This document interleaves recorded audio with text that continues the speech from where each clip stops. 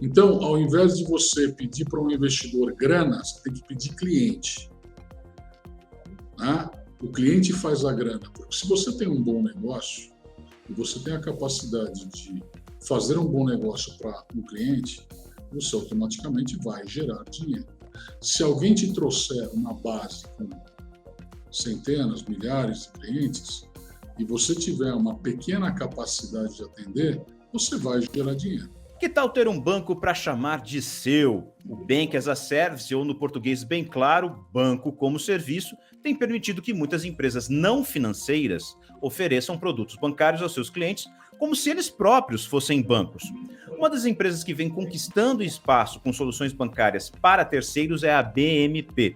A fintech cresceu mais de 90% em 2022, alcançando a marca de 180 bilhões de reais transacionados. Por trás da BMP está um ex-jogador de basquete que tentou empreender no mundo digital quando a internet ainda engatinhava.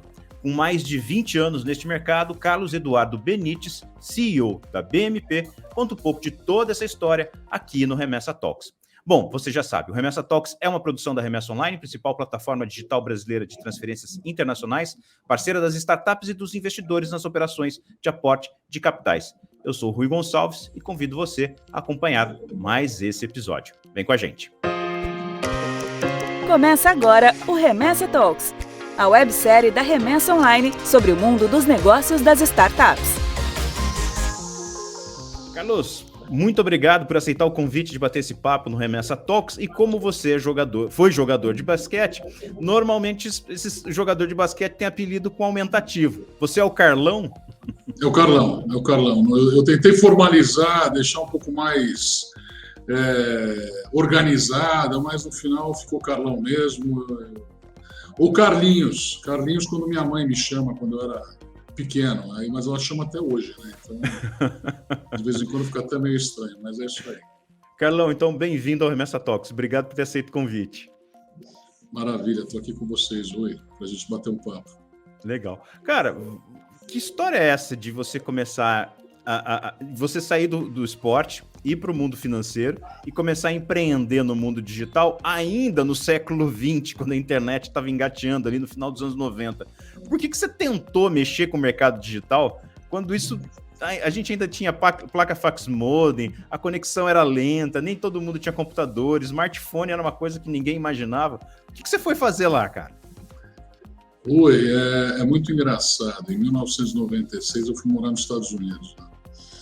E foi quando começou a febre de fintechs, mas eu nem tinha olho para esse tipo de mercado. Tá? Nem se falava em fintech, se falava nas .com. Né? E eu fui morar em Los Angeles, quer dizer, era um mercado que se falava muito disso.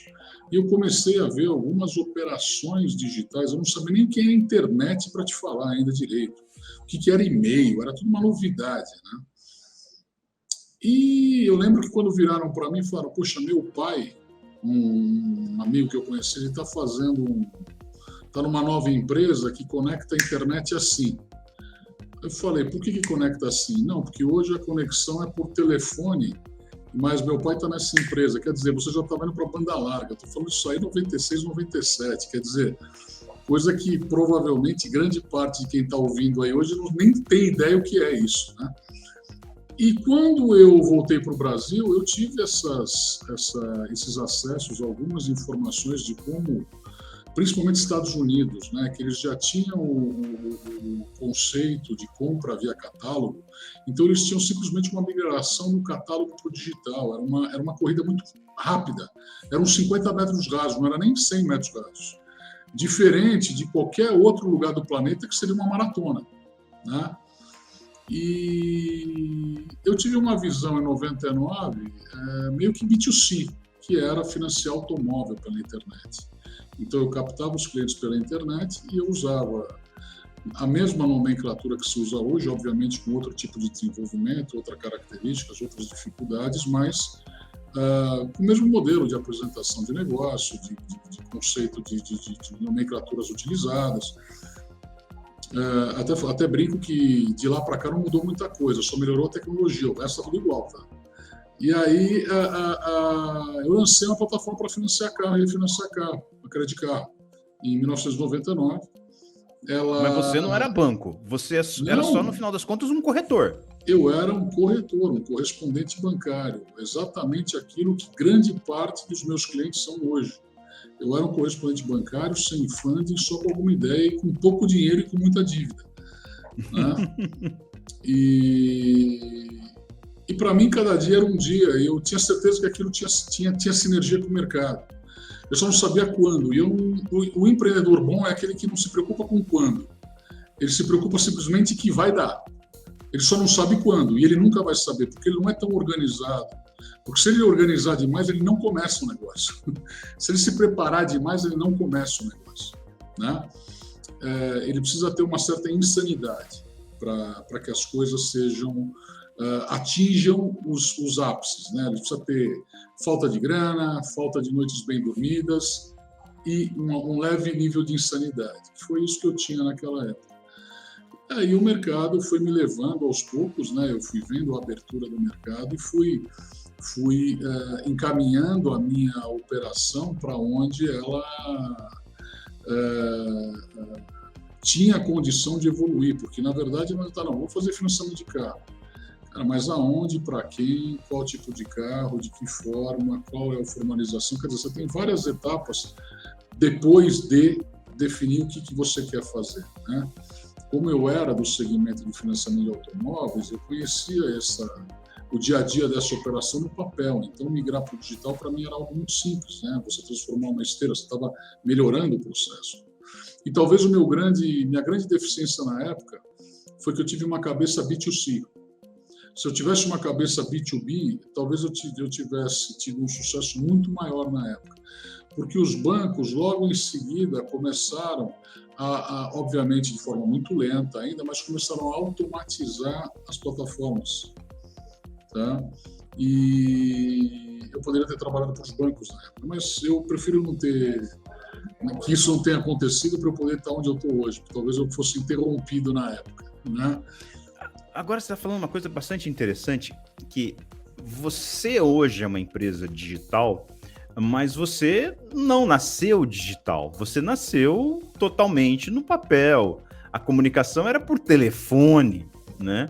E você fez essa transformação para sua empresa hoje, ofereceu o Bank as a Service, que é coisa de empresa digital, oferecendo serviço para outras empresas digitais. Quando é que você percebeu que tinha que se transformar a sua empresa em digital, ou quando você se deu conta ela já era digital? Tem duas formas de encarar isso. Uma, eu não considero a minha empresa digital, eu considero a minha empresa atual. Tá? O digital é atual, então eu estou no momento correto, da forma correta. Como vai ser daqui 5, 10 anos, eu não sei. Como era daqui 5, 10 anos, eu sei. Então, naquele momento, eu era atual para aquele momento. Tá? Agora, em relação a tomar a decisão de fazer algumas movimentações que dessem eficiência, para isso eu usei a tecnologia, tá? Isso aconteceu em 2000, eu comecei a olhar em 2015, porque nos anos de 2000 a 2008, 2009, eu era um correspondente bancário. Em 2009 eu peguei autorização com o Banco Central, uma licença de instituição financeira. A gente começou a operar mercado, com operações próprias, fui aprender como que o FDIC funciona, um ambiente de securitização, fui construir estruturas internas, que antes eu era só comercial, eu passei a ter que construir mesa de crédito, mesa de cobrança, área de regulatório, área de ambiente administrativo, que para mim era algo muito complexo, porque eu não sou um cara dos mais organizados. Então, eu queria tudo para ontem, e tudo para ontem não é tão fácil assim, né? Em 2015, eu comecei a ouvir falar de fintechs, acredito que foi nessa época. E eu fui visitar as fintechs, fui ver quem era, comecei a participar dos eventos, 2015, 2016, comecei a ver o seguinte, que tudo ia dar errado, porque já tinha dado errado na minha época. Então, o modelo de negócio que estava sendo apresentado e da forma que estava sendo apresentado naquele ano, ninguém que seguiu aquela linha de raciocínio está de pé e está vivo até hoje. Se você pegar alguns mapas de fintechs, né, você pode ver que o mapa cresceu muito de 2015 para cá. Mas se você pegar o mapa de 2015 e de hoje, as de 2015 não estão mais hoje. Então, grande parte delas. As únicas e poucas que sobreviveram é que no meio do caminho mudaram a rota. Se você for ver, o Mercado Livre é uma plataforma que mudou de rota, porque ele era uma plataforma de leilão. Ele não era uma plataforma de compra e venda, era uma plataforma de leilão. A compra e venda foi a evolução do negócio dele, que talvez se ele tivesse ficado, como na época o local ficou numa plataforma de leilão, ele tivesse morrido junto lá atrás, né? Então ele se modificou. E aí eu precisei automatizar. Eu falei assim, bom, estou vendo um nível de melhoria tecnológica em alguns modelos de negócio, vou automatizar o meu processo aqui para a área de financiamento de veículos e para a área de crediário que eu operava, e maquinário pesado. Quando eu fiz isso, naquele momento, eu comecei a entrevistar empresas de tecnologia, né? Olha, o que você faz, como é que você faz isso? Eu vou te falar, me traziam uns mapas de como tinha que ser, me desenhavam umas coisas que eu falava, cara, vai dar errado, não tem como dar certo isso. Se você não consegue, num desenho simples, me dar tranquilidade de que o fluxo é fácil, como é que você vai fazer no dia a dia para um cliente que não tem ideia disso? Então, a minha cabeça sempre foi ter estruturas e esteiras muito fáceis de entendimento, tanto para o meu time interno, para o cliente que vai consumir, quanto para o cliente do cliente que vai acabar consumindo o nosso produto.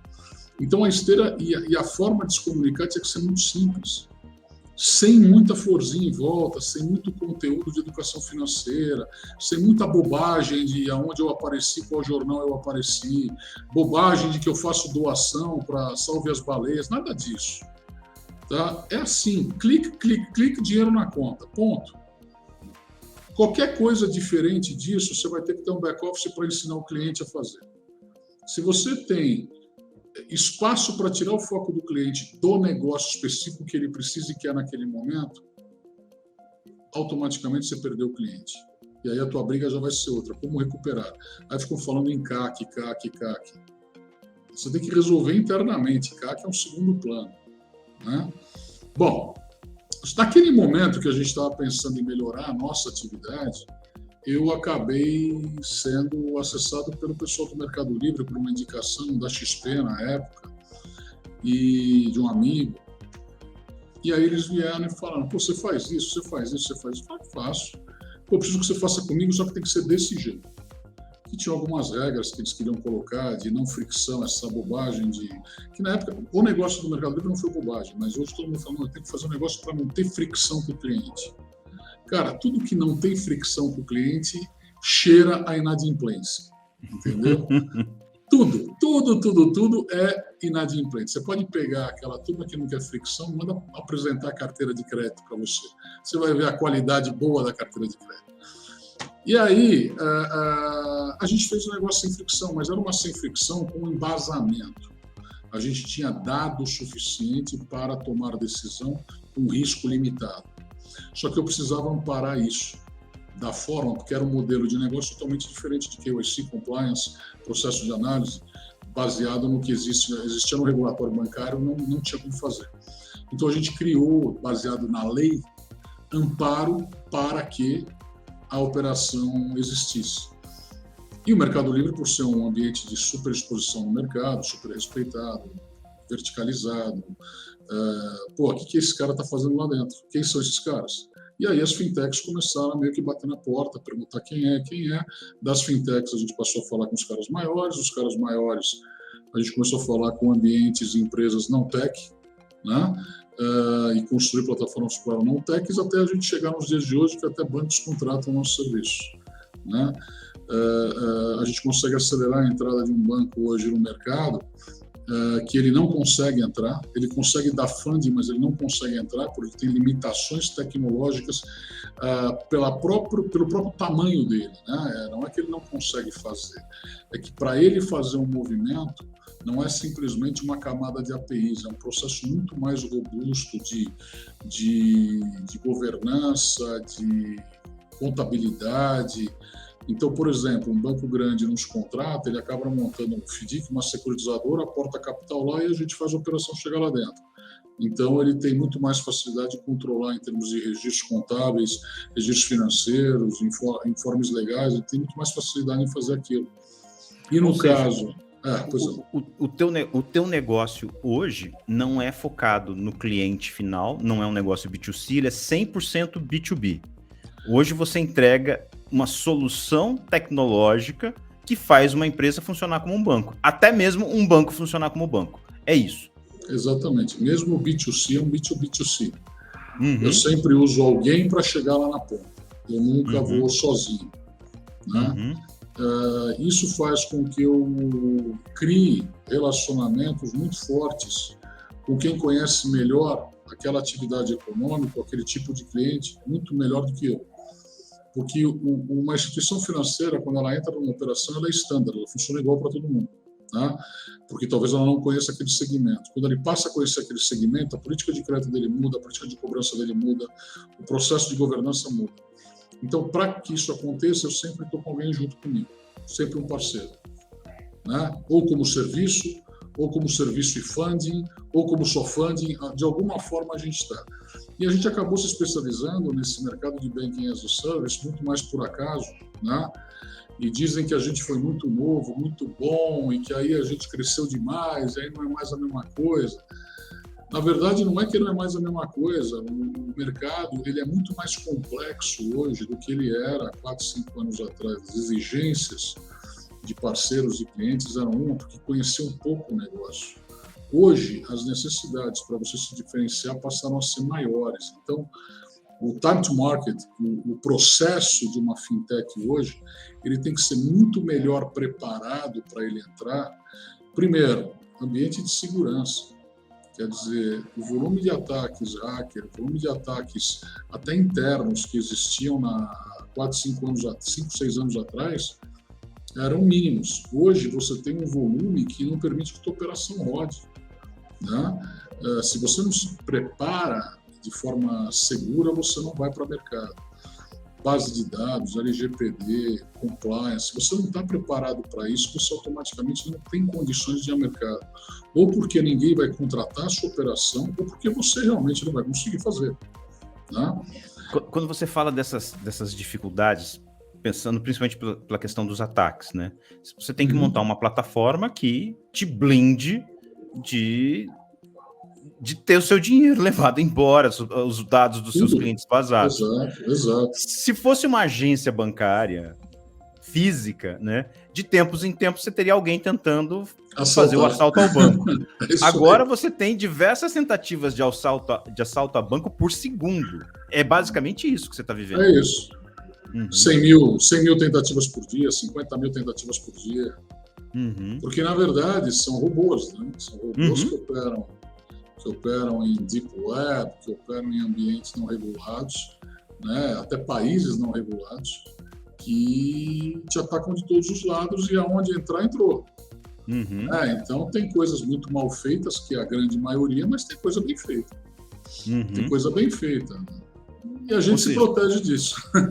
Quando você tem um Bank as a Service bem estruturado, significa que esse tipo de risco já está sendo testado há bastante tempo, né? Porque se você está com operação com diversos clientes, se eu chego para...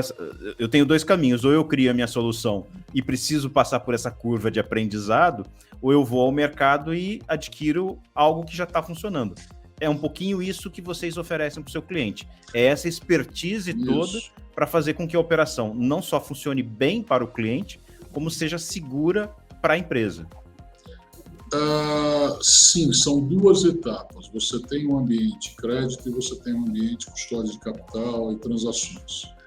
A prerrogativa de uma instituição financeira, a prerrogativa máxima de uma instituição financeira é a proteção do capital do seu cliente. Essa é a primeira coisa. O resto, se você não estiver preparado para proteger o capital, e o capital são os dados, é o dinheiro, é a informação, tudo relacionado. Você tem que estar preparado para proteger o seu cliente. Essa é a primeira coisa. O que você vai fazer depois daí vai da sua capacidade técnica, da sua vontade, do seu apetite, né? Então, aqui dentro, a gente pensa nisso. Aí a gente tem dentro do nosso negócio a área de crédito, tá? Então, é um braço de crédito onde todo o core relacionado a uma operação de crédito, tanto via integrações via API nas camadas do cliente ou soluções proprietárias que nós desenvolvemos integralmente aqui dentro, tá? São condições. Então, motor de crédito, ambiente de contratação, assinatura eletrônica, todo o processo a gente desenvolveu aqui dentro. Nós temos, dentro da nossa área de tecnologia, 110 pessoas. Tá? Até, eu vou falar, alguém que conversou comigo aí no final do ano falou que tinha 100. Eu falei, mas já entraram mais 10. Então, então são 110. E aí a gente tem a área bancária, de transações bancárias, desculpa, transacional, que é um ambiente de PIX, TED, pagamentos, boletos, assim por diante. Essa é a área de custódia, onde quem te procura, ele está procurando, obviamente, proteção, tá? Robustez, tá? Onde ele não precisa se preocupar que o dinheiro dele dormiu lá, tá? E capacidade técnica para que os movimentos possam ser feitos. Splits de pagamento, pagamentos automáticos, estruturas proprietárias para uma operação de crédito específica que precisa de controle e recorrência de faturamento. Quer dizer, tudo que está relacionado a fazer o barco do crédito andar utilizando outros ambientes do banco, né? Então, quando falam Banking as a Service, tem muita empresinha de tecnologia aí, grande e pequena, vendendo Banking as a Service. E fora que é Banking as a Service, ele põe lá um cartãozinho pré-pago, uma continha digital. Hoje elas estão pegando licença de IP, nada contra, mas banco não é feito só de tecnologia. Se você não tiver a turma da barriga no balcão, ali no dia a dia, o banco não funciona. Porque você pode usar o teu aplicativo do Itaú o dia inteiro, mas você pode ter certeza que vai ter um momento que você vai precisar de alguma coisa que o aplicativo não te resolveu, que a tecnologia não te resolveu e que o banco vai ter que te resolver porque você não tem muito tempo para aquilo. O que você vai fazer? Ligar na tua gerência, ligar no suporte. Se você contratou uma simples tecnologia de alguém que não tem a barriga no balcão, você pode pedir e rezar bastante, porque você não vai conseguir nada. Então, quem vende e fala que vende Banking as a Service hoje é muito mais uma tecnologia básica, tá? Que é uma carteira, só que ao invés de você guardar dinheiro na sua carteira de couro, no bolso, você está guardando no teu aplicativo, no teu celular. É isso, nada mais do que isso, né? E esse ambiente transacional, né, que a gente hoje, no ano de 2022, transacionamos 180 bilhões de reais, ele é um ambiente que eu chamo de ambiente acessório, porque a conta digital ela é despesa para uma instituição financeira. Receita está nos outros braços, crédito, financiamento, investimento, seguros, está em outros ambientes dentro da estrutura bancária, tá? Que trazem receita e utilizam as contas bancárias como acessório para que isso aconteça. Porque a conta em si, ela é a linha de despesa do banco, né? Então, a gente realmente está posicionado para trazer uma experiência para fundos securitizadoras, factorings, ambientes de varejo, atacado, indústrias, ambientes de adquirência e até os bancos. Então, a gente consegue acelerar essa turma toda para entrar no mercado. Alguns vão continuar por muito tempo com a gente, outros vão nos usar como escada, e a gente vive muito bem com isso. Legal. Bom, a gente chegou na metade do programa, então eu vou chamar a vinheta e a gente volta já já. Vamos para a próxima rodada. Chegou a hora da próxima rodada. Bom, na próxima rodada, normalmente, a gente fala de investimento, de aporte e tudo mais. Mas não é o seu caso, você não é aquela típica startup que vem aqui. Você é uma empresa que passou por esse processo de transformação digital. Então, eu queria começar a conversa nesse bloco, fazendo um breakzinho na história da empresa e perguntando para o Carlão por que ele trocou o basquete por financiamento. Pô, vamos começar já? Já está gravando ou não? Já está gravando. Então vamos lá. O que acontece é o seguinte, quando eu parei de jogar basquete... Não, começar por aí, né? Você era jogador profissional, estava campeonato, todas, né? Quando eu parei, na verdade, eu já não era mais aquilo que eu era em categorias menores, né? Então eu já não entregava, não era um jogador, vamos dizer assim, com futuro brilhante, como todo mundo dizia. Eu era um jogador que era um ok, né? Talvez porque eu não enxergava tanta coisa pela frente que eu pudesse conquistar, né? E talvez isso aí me incomode até hoje, porque eu ainda tenho dúvidas. Eu odeio dormir com dúvida do porquê que as coisas eu não fiz alguma coisa, tá? A gente fala, não, a gente tem que se preocupar porque a gente fez, não porque a gente não fez, né? Tudo bem, mas eu ainda me preocupo porque eu não fiz. E aí o que aconteceu? Me arrumaram um emprego para trabalhar num banco, para ser o pastinha que vendia financiamento em loja de carro. Então eu ia lá visitar as lojas, as concessionárias de automóvel, na época lá que os carros estavam começando a ser importados para o Brasil, as novidades. Eu adorava ver as BMW que chegavam, então eu adorava o trabalho de ficar passeando nas lojas, né? E eu fazia o financiamento, preenchia a ficha cadastral, e foi aí que eu entrei, foi um por acaso total. Na verdade, até o momento atual, né, eu queria muito trabalhar no Banco Garantia, que era da turma da Americanas, né? Então, eu fui lá tentar fazer entrevista lá, fiz, não fui aceito. No ano seguinte, eu voltei lá, mandei o currículo de novo, aí a pessoa me chamou lá do RH, o diretor falou, olha, obrigado por ter mandado o currículo, eu te chamei aqui para conversar, que na verdade você não tem perfil. Cara, aquilo me machucou tanto. Acho que me machucou muito mais do que quando eu parei de jogar basquete. E aí o mundo deu voltas, a gente chegou aí nos últimos anos e eu passei a ter 3, 4 clientes que eram investidas da parceiros que eram investidas no 3G. Da mesma turma do Garantia que não me queria, que eu não tinha perfil.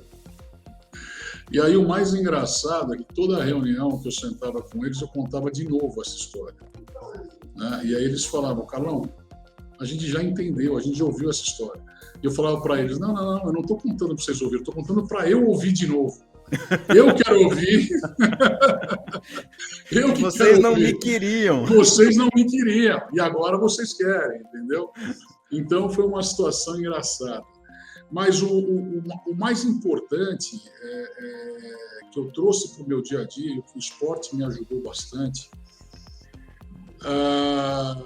primeiro que você tem que ser um decisor, tá? E aí me traz o lado empresarial, né? Você tem que tomar decisão, você tem que tomar risco, tá? Você arremessar uma bola marcada, você dá um passe marcado, você está com o placar estourando e você precisa você tem que tomar decisão.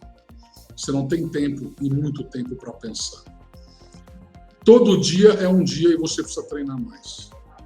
Todo dia, porque se você não treinar mais, alguém vai treinar mais que você. Isso vai acontecer sempre. Então, o esporte traz isso. Quem não participou de um esporte competitivo na infância, talvez não tenha construído esse aprendizado, essa visão, né? Então, no meu dia a dia, como empresário, eu sei que se eu tirar férias, eu estou ficando para trás. Não é que eu não tire, veja bem, não estou nesse nível de maluquice ainda. Eu tiro férias, obviamente levou muitos anos para eu tirar férias. As minhas primeiras férias, desde 2010, minha filha nasceu em 2011, as minhas primeiras férias foram em 2018. Tá? Então foram 8 anos aí, 9 anos, sem férias. Normalmente muito bem estruturadas as minhas férias para não atrapalhar o dia a dia. Mas eu sei que naquele momento que eu estou fora, tem alguém melhorando a qualidade e vai disputar comigo. e vai disputar com o meu time e vai disputar com a minha empresa. Então, eu preciso estar muito antenado e muito preparado. Tá? Isso faz com que muita gente venha atrás da gente aqui para saber como é que a gente faz isso, como é que a gente chegou aqui e não entende muito bem como é que a gente fez isso com dinheiro próprio, sem ter recebido um investimento. E várias boutiques de M&A, vários investidores de mercado. E uma das coisas que eu sempre falo para todo mundo é o seguinte: a melhor coisa para uma empresa é o dinheiro e a pior coisa para uma empresa é o dinheiro. Tá? Então, se você conseguir segregar bem isso, você passa a ter a capacidade de gerenciar melhor o teu negócio. Então, a primeira coisa é colocar o dinheiro de lado e pensar no negócio. Então, ao invés de você pedir para um investidor grana, você tem que pedir cliente. Né? O cliente faz a grana, porque se você tem um bom negócio e você tem a capacidade de fazer um bom negócio para um cliente, você automaticamente vai gerar dinheiro. Se alguém te trouxer uma base com centenas, milhares de clientes e você tiver uma pequena capacidade de atender, você vai gerar dinheiro. Com o seu dinheiro, você vai investir, contratar mais gente e aumentar a tua operação e vai fazer mais gente. Ah, mas não, isso demora demais para a turma nova. E todo mundo quer growth em 3 anos, quer vender por bilhão. É essa a história. Ok, vai ter um que vai conseguir. No meio de 200 mil, vai ter um cara que vai conseguir. Você está praticamente jogando na loteria. E ainda ralando de trabalhar pela loteria. Pelo menos se você jogar na loteria, você não precisa fazer nada, fica lá só torcendo. Né? Não, você está trabalhando. Então, a primeira coisa que você tem que pensar é trazer receita para o teu negócio sustentável. Essa história de growth, que, não, mas a Amazon, cara, a Amazon é uma. A Amazon é uma, me dá mais 5 modelos de negócio. Todos os outros aí eu te dou motivos que quebraram no meio do caminho. A Amazon tem um ambiente de servidores absurdo, que ela fica positiva só com a prestação de serviços do ambiente de servidores e ferramentas deles, ele já é cash flow positivo, entendeu? Então você pega várias empresas que não param de captar, e o que mais me espanta são os VCs, são os private equities, porque são operações que, caracteristicamente, para quem é de banco, tá, a gente consegue enxergar que ela é uma operação fadada à morte. Não tem como, no longo prazo, se sustentar. Ela é claro, eu não posso dar nomes aqui, mas se eu desse, eu juro por Deus que eu ia ter processo de tudo quanto é lado aqui. São caras que já estão grandes hoje. Não grandes em negócio, grandes em dinheiro recebido. Tá? Mas é exatamente isso. Então, quando a gente pensou em crescer, não ache que eu não fui atrás de dinheiro. Eu fui atrás de dinheiro quando eu não tinha. Eu passei muito tempo sem grana. Só que, graças a Deus, não me deram dinheiro. Porque era um outro momento. Era lá 2010, 2012, era no início, era um outro momento. Graças a Deus, não me deram e eu consegui ganhar dentro de casa. E uma das coisas que eu sei fazer é fazer as ferramentas e a inteligência que eu coloco nos negócios dar lucro. Isso talvez seja um diferencial do nosso negócio. E isso tudo fez com que a gente tivesse um caixa que possibilitasse eu fazer qualquer tipo de investimento, qualquer tipo de contratação. E se eu quisesse comprar alguém no mercado, eu teria capacidade financeira para fazer isso sem precisar ter aporte de ninguém. Né?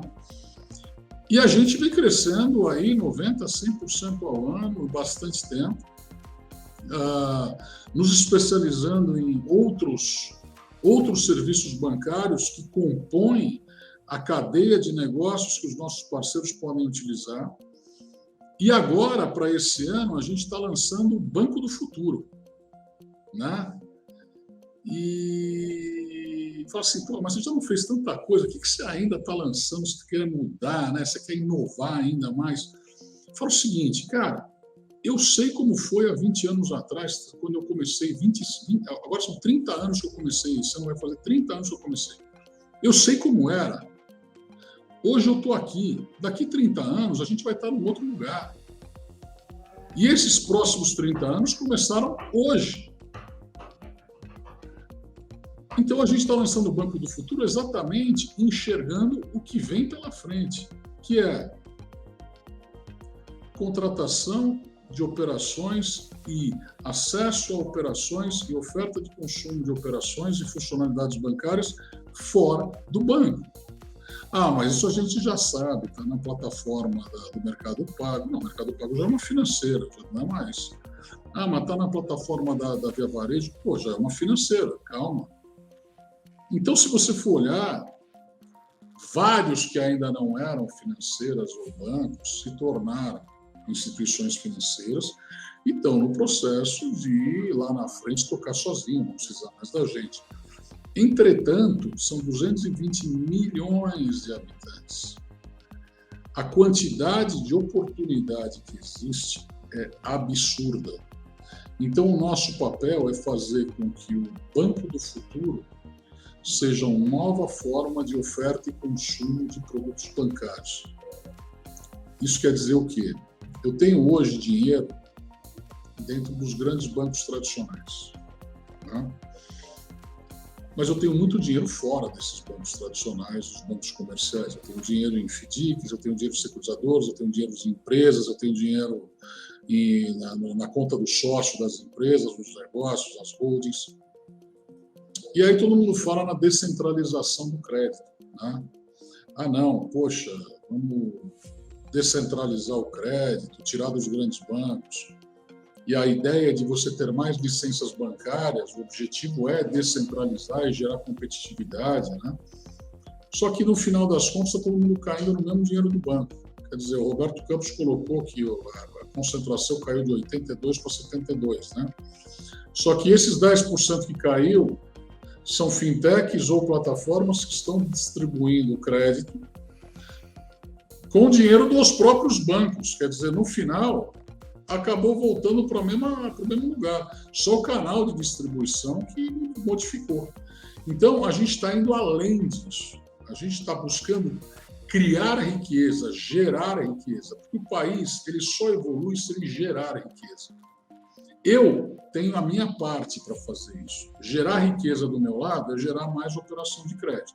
Para eu gerar mais operação do que já existe, eu preciso pegar dinheiro que não está alocado nisso. E é isso que a gente tem feito. Então, a gente começou aí em dezembro a fazer um workshop no Brasil inteiro, já fizemos, escolhemos aí Belo Horizonte, escolhemos Joinville, meio aleatoriamente, agora a gente vai para Curitiba, depois para Porto Alegre, então Uberlândia, a gente está meio que mapeando aí o país para ir visitando. Então, em termos gerais, eu acredito que se a gente consegue gerar riqueza nessas regiões, automaticamente a gente começa a gerar capilaridade para a distribuição de mais crédito é mais riqueza, é mais investimento nas regiões, é mais educação, mais saúde, mais capacidade das pessoas entenderem o mercado, né? Que elas convivem, que elas vivem, a região que elas vivem, né? E é isso que a gente quer para o Brasil, né? É isso que a gente quer para o país. Aí. E como é que é ofertar crédito e estimular esse desenvolvimento com uma taxa de juros pesada, com mais de 13% ao ano? Isso é um dificultador? Sem muita, como é que eu posso dizer, demagogia, tá? Banco adora taxa alta. Tá? Não existe demagogia para esse negócio. O banco vive muito bem com custódia de capital em taxa alta e crédito com taxa alta, onde ele precifica e ele vai... Aquele negócio, a taxa sobe rápida e desce. Ela sobe de balde e desce de torneirinha. É mais ou menos isso que a gente fala. Só que isso tem os dois lados. Para um grande banco, isso é muito bom. Para uma pequena instituição, isso pode ser um problema e ela pode quebrar. Tá? Você tem que aprender que você está num país que ele é essencialmente desequilibrado. Tá? Ele tem um empresariado extremamente egoísta, Não vou nem falar de político, presidente, porque isso aí já passou. Acho que tem mais gente para falar sobre isso do que eu. Mas você tem um empresariado com nível de egoísmo muito alto, tá? Com nível de ineficiência muito alto, e isso é transferido para o preço. Tá? Isso você não tem a dúvida, isso é transferido para o preço, é transferido para a inflação, gera inflação. Tá? Só que isso é uma cadeia. Ninguém é egoísta porque acordou e resolveu ser egoísta. Foi criado para ser egoísta. Ninguém é ineficiente por quê? Porque eu não vou investir no meu negócio porque eu não sei o que vai acontecer no país daqui a um ano. Eu não vou fazer nenhum tipo de movimento benéfico para a minha região porque eu não sei se daqui a um ano isso vai voltar contra a minha empresa. Então, na verdade, você pode até falar que é egoísta, que é ineficiente, que não pensa no país, mas, na verdade, você foi levado a isso pela própria instabilidade e desequilíbrio do país, que é assim. Então, a taxa de 13,75, que hoje a gente está, ela pode chegar a 15, ela vai voltar a 10, ela vai para 8, ela vai para 7, aí o novo presidente, com aquela turma boa lá no Ministério, vai achar que pode baixar os juros, porque isso aí não tem problema algum, vamos beneficiar. Quando ele baixa os juros, automaticamente aumenta o risco de mercado, porque todo mundo puxa o freio nos impostos. É aquela história que todo mundo já conhece. Então, é altos e baixos o tempo todo. Então, a gente tem que saber trabalhar com isso. E eu lembro claramente, quando eu estava na faculdade, eu tinha 21 anos, eu tive que fazer uma apresentação sobre o Plano Collor, que tinha acabado de acontecer. Só que eu era o Plano Collor e o resto da classe eram todos os planos anteriores. Aí eu olhei aquilo e eu falei, cara, a gente está voltando lá para 1942, 45, né? E eu estou aqui em 1990, 45 anos. Olha que monte de coisa que já aconteceu. Cara, isso aqui não vai se resolver em 4, 5 anos. A gente vai precisar de 50 anos para resolver isso aqui. Bom, de lá para cá já passaram 30 anos e a gente não resolveu nada. Então, se começar agora, vão levar mais 50. Então, eu não vou estar mais aqui. Tá? Cara, que louco. Então, eu vejo dessa forma. Então, o empresário brasileiro, ele tem que saber trabalhar nas condições extremamente adversas, tá? Mas, por outro lado, você tem um nível de oportunidades. Não é que todo mundo precisa virar banco, né? Não, agora todo mundo vai virar banco. Não é bem isso. Mas você tem oportunidades se você enxergar o que a tecnologia pode te auxiliar, o que a facilidade de usar uma tecnologia hoje, que é mais barata e de mais fácil desenvolvimento, que antigamente era muito caro, porque qualquer empresário hoje ele está inserido numa cadeia de negócio. Ele está inserido numa cadeia de prestação de serviços, de fornecimento, de matéria-prima, de industrialização, de atacado, de varejo, onde uma entrada de um dinheiro passa pela cadeia dele inteira, o mesmo dinheiro. E cada partezinha daquele dinheiro vai ficando num banco específico. Um fica no Itaú, outro no Bradesco, outro na Caixa, outro no Banco do Brasil. E, na verdade, é o mesmo dinheiro, né? Se ele parar e organizar, ou alguém vem falar, porra, aqui, eu levantei a mão aqui, vou montar o seu banco da montadora, o seu banco Chrysler, o seu banco Volkswagen, né? Vou montar aqui para você e vamos aproveitar tudo que passa aí ao teu redor para a gente jogar um produtinho aqui, um produtinho ali, ganha um pouquinho aqui, ganha um pouquinho ali. Não é para competir com os bancos grandes, não. É para participar do negócio, para colocar mais dinheiro no mercado, para gerar mais riqueza. Se você começa a olhar dessa forma, a tecnologia ela vai te auxiliar a fazer com que isso aconteça, porque hoje ela é muito mais leve e barata, né?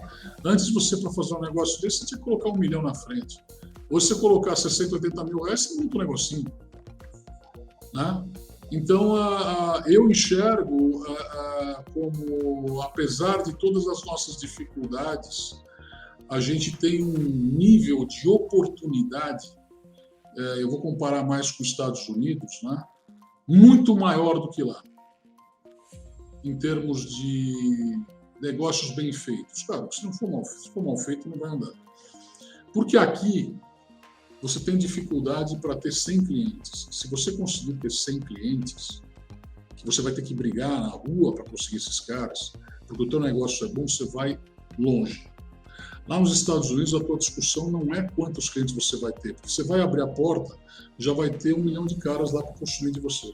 Qualquer coisa que você fizer. O cara nem sabe o que você vende, ele vai estar na sua porta.